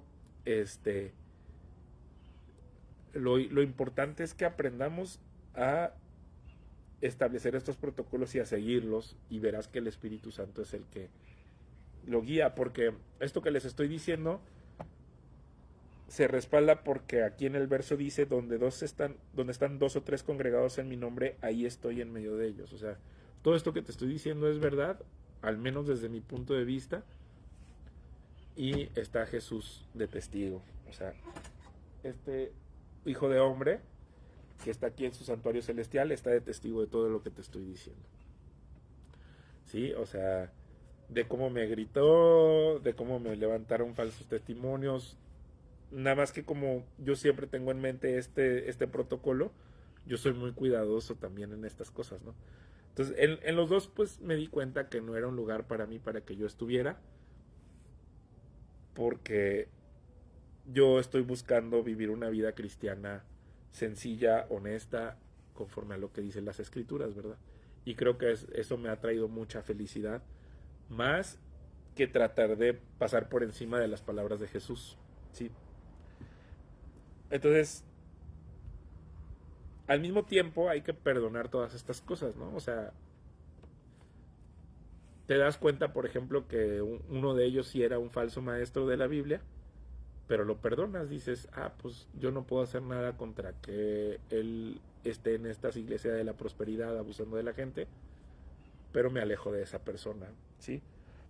Entonces, ¿por qué? Porque si Cristo, aquí, por ejemplo, en esta parábola de los 10,000 talentos, son lo equivalente, algunos hacen cálculos y dicen que son 20,000 millones de dólares, y algunos dicen que son 60,000 millones de dólares. Entonces dice él, si a mí me perdonaron 60,000 millones de dólares, que yo no pueda perdonar medio millón de pesos, 50,000 dólares, pues es absurdo, ¿sí? A mí me han perdonado todas las cosas que yo he hecho. Cristo me perdonó todos los atropellos que yo he hecho a otras personas cuando he sido insolente, cuando he sido grosero. Pues ¿por qué no perdonar a los groseros e insolentes, verdad? O sea, si la gente es grosera contigo, no tienes tú por qué cargar estas cosas, porque si no, ¿cómo vas a entrar al reino de los cielos trayendo tanto resentimiento, verdad? Ahora, no significa que no me acuerde de esas conversaciones, no significa que no me acuerde cuando han sido groseros o cuando me han levantado falso testimonio. Claro que me acuerdo, porque pues tengo mi cerebro y funciona, ¿verdad? Funciona mi mente, pero no guardo rencor contra estas personas. Si ellos quieren seguir sus vidas como son, pues lo único que se hace es que se les predica el evangelio, que se arrepientan, ¿verdad? Y que vuelvan a Cristo. Pero yo he hecho cosas también. Yo lastimé a mi ex esposa, hacía cosas cuando vivía en Guadalajara, cuando estuve en la política. Nunca robé, nunca hice estas cosas, pero también fui altivo de corazón, o maltraté a alguien, o fui grosero. También, o sea, entonces, si a mí me han perdonado miles de millones de dólares, ¿por qué no perdonar unos pocos, una conversación, ¿verdad? O algún atropello ahí, o algún menosprecio. Ándale. Eso es lo que está diciendo. Entonces, me parece que es uno de los discursos más prácticos de Jesús. El perdonar a todos, perdonarles todo a todos, y el protocolo para manejar las controversias. Yo creo que entre cristianos ni siquiera debería haber ningún tribunal. Es suficiente con que los cristianos aprendamos a hacer estos tribunales, y creo que muchísimos problemas se resolverían. Entonces voy a leer el siguiente párrafo. Dice: capítulo 19. Aconteció que cuando Jesús terminó estas palabras, se alejó de Galilea y se fue a la comarca de Judea, al otro lado del Jordán. Y le siguieron grandes multitudes, y los sanó ahí. Entonces se le acercaron los fariseos para ponerle a prueba, diciéndole: ¿es lícito a un hombre repudiar a su mujer por cualquier causa?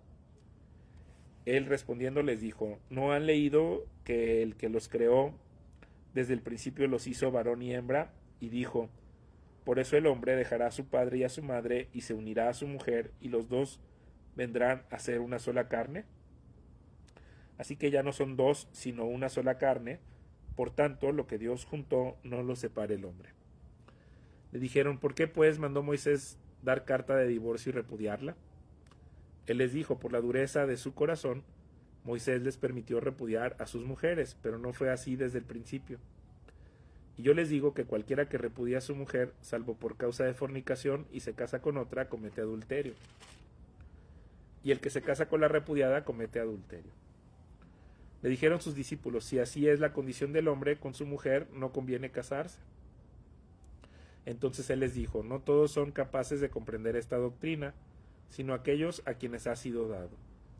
Pues hay eunucos que nacieron así del vientre de su madre, y hay eunucos que fueron hechos eunucos por los hombres, y hay eunucos que se hicieron eunucos a sí mismos por causa del reino de los cielos. El que sea capaz de aceptar esto, que lo acepte. Entonces le fueron presentados unos niños para que pusiese las manos sobre ellos y orase. Y los discípulos les reprendieron, pero Jesús dijo: dejen a los niños y no les impidan que vengan a mí, porque de los tales es el reino de los cielos. Y habiendo puesto sobre ellos las manos, se fue de ahí.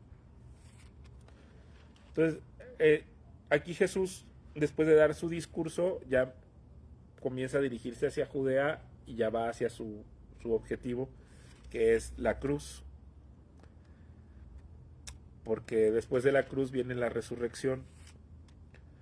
Y vemos cómo ya les ha anunciado 2 veces que el Hijo del Hombre sería entregado en manos de hombres, le matarían y al tercer día resucitaría. Pero nadie lo quiere escuchar, no quieren escuchar las cosas escandalosas. Así pasa con las personas.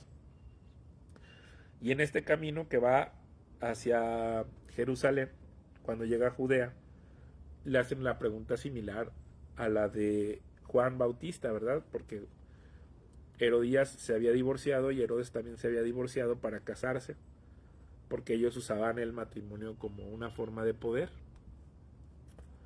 El matrimonio luego también se puede convertir como en una situación de estatus social, ¿no? Entonces las personas que nunca se casan son vistas como menores que los que sí se casan. Y si una persona se divorcia, también se reduce su estado social, porque empieza a ser vista socialmente inaceptable. Por eso quieren que Jesús se pronuncie si él está a favor o en contra de que la gente se case, porque además el matrimonio, pues en el matrimonio ocurren muchas ofensas, y él acababa de hablar acerca de perdonar las ofensas y si alguien tiene algo contra ti. O sea, hay matrimonios que se pueden convertir en un infierno, ¿verdad? Por las faltas de respeto que ocurren constantemente. Y entonces por eso le preguntan si se puede repudiar a una persona dentro del matrimonio. Pero Jesús contesta: es que yo nunca los hice para que se repudiaran, ¿verdad? Cuando yo los hice, cuando se creó al hombre, varón y hembra los creó. Entonces, en el diseño original, nunca pensamos acerca del divorcio, nada más ocurre como una concesión. Y él dice: cualquiera que repudia a su mujer, salvo por causa de fornicación, y se casa con otra, comete adulterio. Y el que se casa con la repudiada comete adulterio. Y por eso ellos dicen: es imposible. Entonces, o sea, si estoy para siempre con una persona que luego se convierte grosera o me odia, o con la que tengo diferencias que no puedo reconciliar, pues entonces no conviene casarse. Y Jesús contesta: pues no todos comprenden esto. O sea, él está siendo muy compasivo, ¿verdad? Porque él entiende que los seres humanos tenemos rebelión, y si tenemos rebelión para con Dios, claro que se entendería que existiera una rebelión dentro del matrimonio para con la pareja. Entonces, él saca la salida, ¿verdad? No todos están obligados a estarse casados. No es verdad que el matrimonio es el fin del ser humano y que si no se casa no tiene estatus social o ante los ojos de Dios. Y entonces Jesús empieza como a destruir todas estas estructuras que nosotros tenemos acerca de las convenciones sociales, precisamente por lo que les decía de la transfiguración. O sea, en lugar de aferrarte al estatus social que te puede dar el matrimonio, lo importante es servir a Cristo. ¿Sí? Cristo no se casó, aunque luego son las bodas del Cordero, porque nos casamos como la sombra de lo que va a ser Cristo con nosotros como iglesia, ¿no? Entonces, creo que la forma en la que podemos tocar estos temas de adultos, que son cosas como el matrimonio o el divorcio, es con la inocencia de los niños. Por eso cité en el mismo párrafo, justo Jesús les acababa de decir que el que no fuera como niño, en el capítulo 18, de ningún modo, si no te haces como niño, de ningún modo entrarás en el reino de los cielos. Pero cuando le trajeron los niños, los alumnos no escucharon. Es lo que les decía. Jesús establece protocolos para el perdón o para manejar las ofensas, pero nosotros no escuchamos, hacemos lo que nos da la gana. Eso es lo que acaba de pasar. Eso es un tropiezo de los discípulos que reprenden a los niños cuando se acercan a Jesús, pero Jesús está diciendo: dejen que los niños vengan a mí, porque de los que son como niños es el reino de los cielos, ¿no? Entonces, creo que si nos acercamos a situaciones como el matrimonio con una actitud de inocencia y de dependencia a Dios, podemos resolver estos asuntos, ¿no?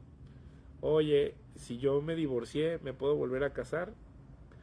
Pues, según las escrituras, si hay muchas cosas que nosotros hacemos que ofenden a Dios y que sin Cristo no podríamos vivir. Sí, yo pienso que sí te puedes volver a casar, pero creo que es caso por caso que Cristo evalúa, ¿verdad? Si tú vives una vida sin arrepentimiento y te casas y sigues faltando el respeto a tu marido en tu nuevo matrimonio, pues entonces, ¿dónde estuvo ese arrepentimiento, verdad? ¿Dónde estuvo ese nuevo nacimiento en Cristo? No te convendría casarte, mejor quedarte como eunuco. Pero si en tu corazón, probablemente en ese matrimonio que tú tenías, no, realmente no te habías arrepentido y no habías nacido de nuevo en el espíritu, y después te cae el 20 y regresas al reino de los cielos, pues yo no veo inconveniente para que encuentres y formes una familia cristiana. Pero bueno, vamos a seguirle. Entonces se le acercó uno y le dijo: Maestro bueno, ¿qué cosa buena haré para tener la vida eterna? Y él le dijo: ¿por qué me dices bueno? Ninguno hay bueno sino uno, Dios. Mas si quieres entrar en la vida, guarda los mandamientos. Le dijo: ¿cuáles? Y Jesús le dijo: no matarás, no adulterarás, no hurtarás, no dirás falso testimonio. Honra a tu padre y a tu madre, y amarás a tu prójimo como a ti mismo. El joven le dijo: todo esto lo he guardado desde mi juventud. ¿Qué me falta todavía? Jesús le dijo: si quieres ser perfecto, anda, vende tus posesiones y dalo a los pobres, y tendrás tesoro en el cielo, y ven y sígueme. Al oír el joven estas palabras, se fue triste porque era poseedor de muchos bienes. Entonces Jesús dijo a sus discípulos: de cierto les digo que difícilmente entrará un rico en el reino de los cielos. Otra vez les digo, es más fácil que un camello pase por el ojo de una aguja que el que un rico entre en el reino de Dios. Sus discípulos al oír esto se asombraron en gran manera, diciendo: ¿quién entonces podrá ser salvo? Jesús, fijando en ellos la mirada, les dijo: para los hombres eso es imposible, mas para Dios todo es posible. Entonces Pedro tomó la palabra y le dijo: mira que nosotros lo hemos dejado todo y te hemos seguido. ¿Qué pues tendremos? Y Jesús les dijo: de cierto les digo que en la regeneración, cuando el Hijo del Hombre se siente en el trono de su gloria, ustedes que me han seguido se sentarán también sobre 12 tronos para juzgar a las 12 tribus de Israel. Y todo el que haya dejado casas, o hermanos, o hermanas, o padre, o madre, o mujer, o hijos, o tierras por mi nombre, recibirá 100 veces más y heredará la vida eterna. Pero muchos primeros serán últimos y últimos primeros. Pues aquí el joven rico pues llega muy soberbio, ¿verdad? Como diciendo que él ha hecho todo lo que está en la ley. Y como ha escuchado que Jesús es muy famoso, pues qué es lo que él debe hacer para heredar la vida, para tener la vida eterna. Un campeón, un ganador, uno que es muy bueno en todo lo que hace, que siempre se saca 10. Pues Jesús le dice, pues, a ver, primero le pone todos los mandamientos que son sociales, ¿verdad? Que tienen que ver con el trato a los demás: no matar, honrar a tu padre, no hurtar, no dar falso testimonio, amar a tu prójimo como a ti mismo. Y pues él miente, ¿verdad? Porque dice que todo lo ha hecho desde su juventud. Todo, ¿no? Pues eso ya es como en la misma soberbia,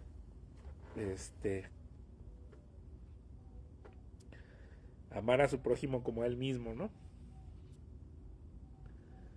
Pues no, porque cuando Jesús le dice, si quieres ser perfecto, vende tus posesiones y dale a los pobres y tendrás tesoro en el cielo y ven y sigue. Pues no era verdad que había amado a su prójimo como a él mismo.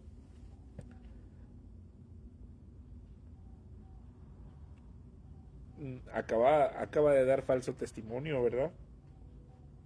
Pero en la soberbia tú dices, no, pues yo nunca le hago nada mal a nadie, yo. Pero Jesús vuelve a dar la clave, incluso en este caso, cuando le preguntan quién podrá ser salvo, Jesús fija en ellos la mirada y les dice, para los hombres eso es imposible, mas para Dios todo es posible. Entonces para Dios es posible la situación en la que tú estuviste en un divorcio, para Dios es posible darte una nueva vida con una nueva familia, para Dios es posible resolver ese problema en esa ciudad en la que vives donde hay tanta delincuencia. Para Dios es posible darte una vida abundante con un corazón lleno del Espíritu Santo.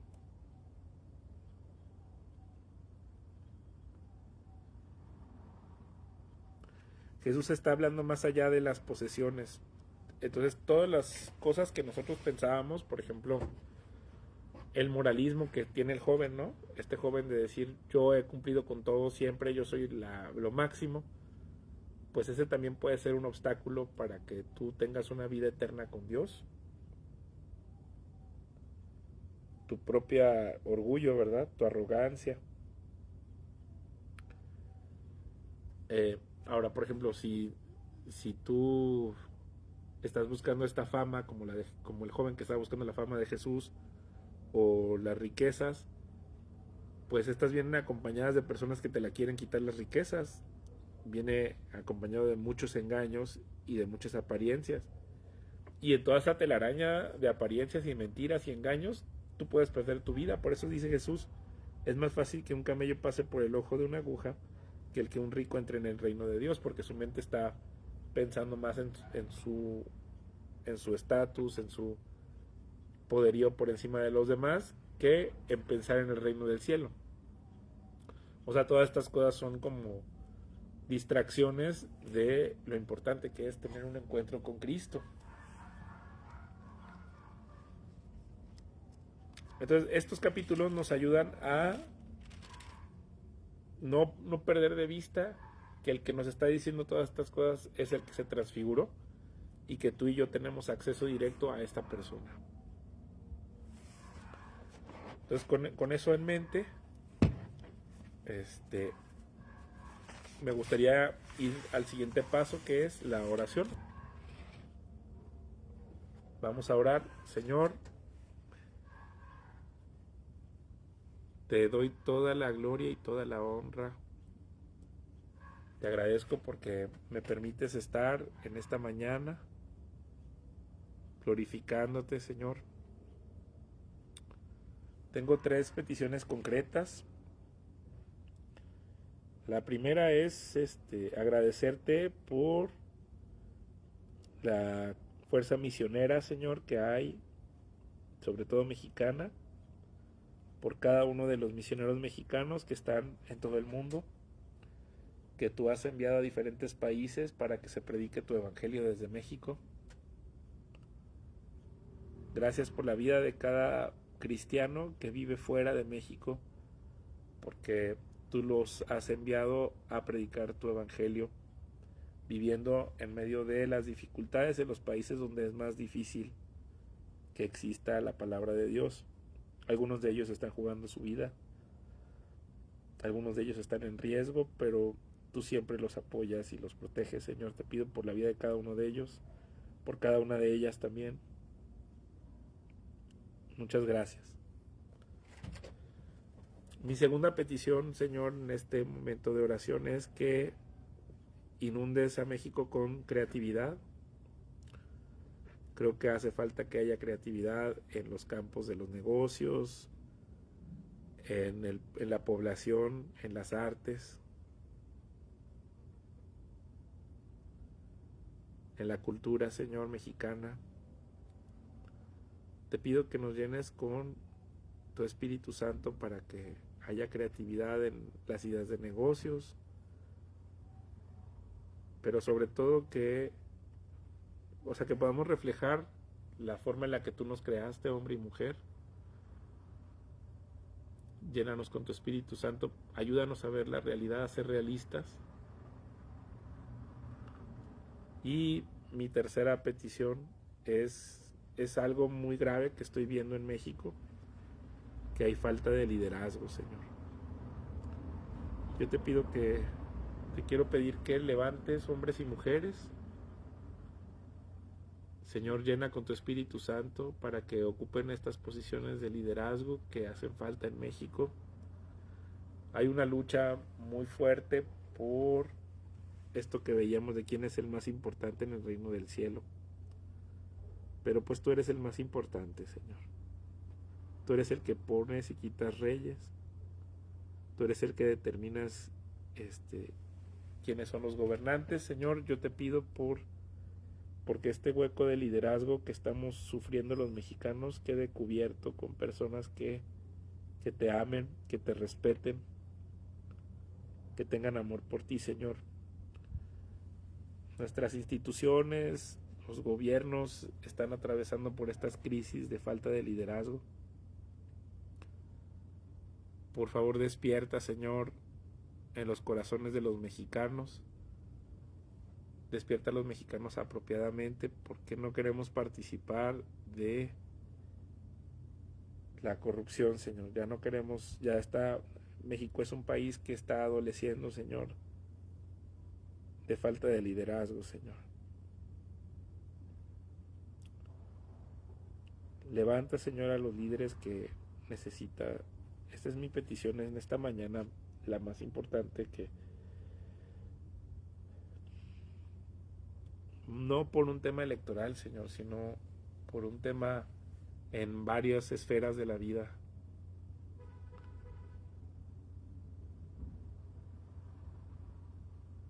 Ayúdanos, Señor, ayuda a este país, México. Te alabamos y te adoramos, Señor. En el nombre de Jesús. Amén. Y lo que sigue es compartir pan. Papá, muchas gracias por este pan en esta mañana. Te glorifico y te alabo, Señor, que no falte pan en la mesa de las personas que están escuchando este mensaje. Te glorifico y te alabo. En el nombre de Jesús. Amén. Ya en la noche le había dado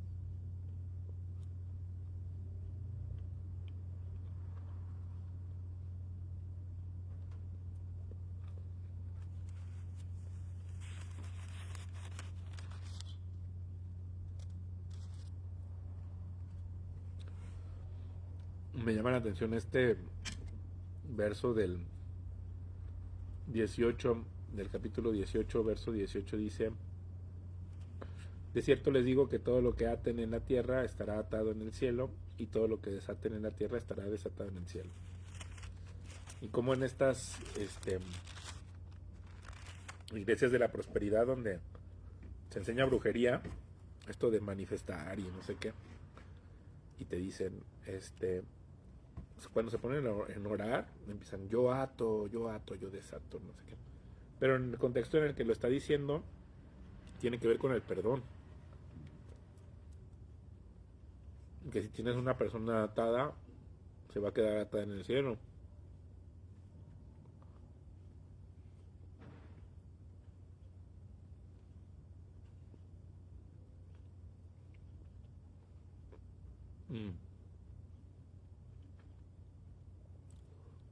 Pues imagínate qué implicaciones tiene que tú tengas acceso al santuario celestial. Pero la otra implicación es que tu otro hermano, que también es cristiano, también tiene acceso. Entonces si tú llegas y dices, oye, esta persona se merece este castigo, pues él también tiene derecho a hablar con él y decir, oye, no, yo no me lo merezco por esta otra cosa. O sea, es como lo del fútbol, ¿no? O sea, si las dos personas oran al mismo Dios, ¿cómo va a ser resuelto?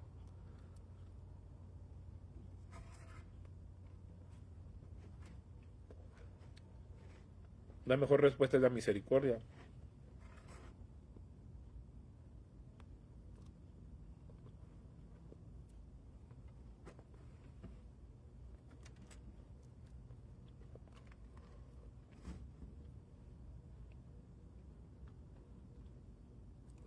Pero es verdad que Dios contesta nuestras oraciones y le importa lo que nosotros vivimos. ¿Sí? Nuestra vida le importa porque Él vive a través de nosotros.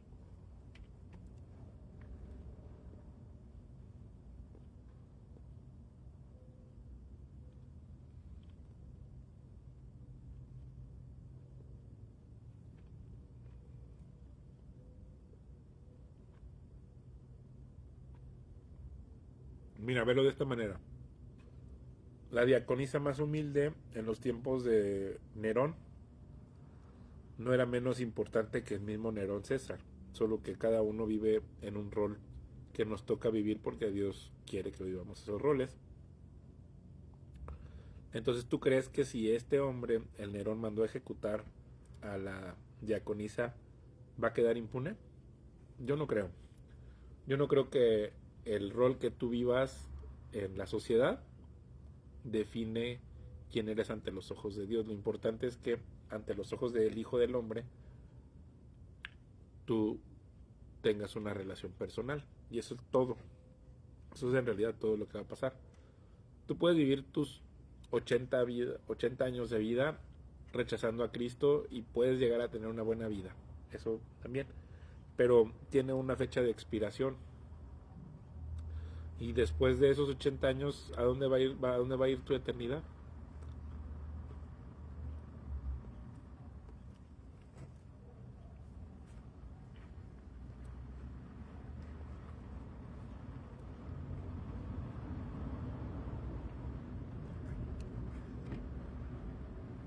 Por eso me parece una necedad total rechazar a Cristo. Muy bien, muchas gracias por escucharme.